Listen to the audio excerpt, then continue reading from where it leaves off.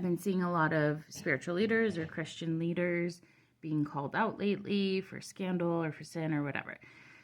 And I was just thinking about, and I want to remind us all that, like, we forget that the life of David, we forget that God called and appointed and anointed David, and he made him king. And he said, "You're a man after my own heart." And David was also an adulterer and a murderer. And so I think when I see scandal in the church, I want to say, like, yes, we are all in the same boat. If you were the leader of a church or I was the leader of a church, they would inevitably, like, my stuff would come up.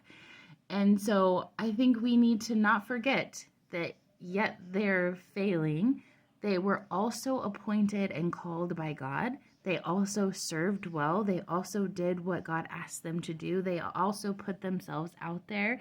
And it's so easy for us to judge and say, oh, another church, up in scandal, or another leader that we can't trust. And it's like, you guys, they're doing exactly what is like called of us, because we are humans and in our flesh we are going to sin.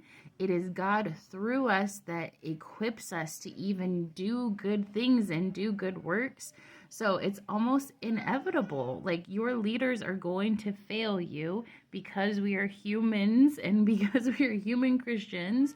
And so I look at them not with like this judgment, but this almost like me too, and reverence for their serving, reverence for how difficult it must have been for, my cats are fighting, David to be king and to realize he messed up when he took someone else's wife and murdered them. Like, hello, he had to sit in that, and he had to know that he offended God, and he had to make it right with God.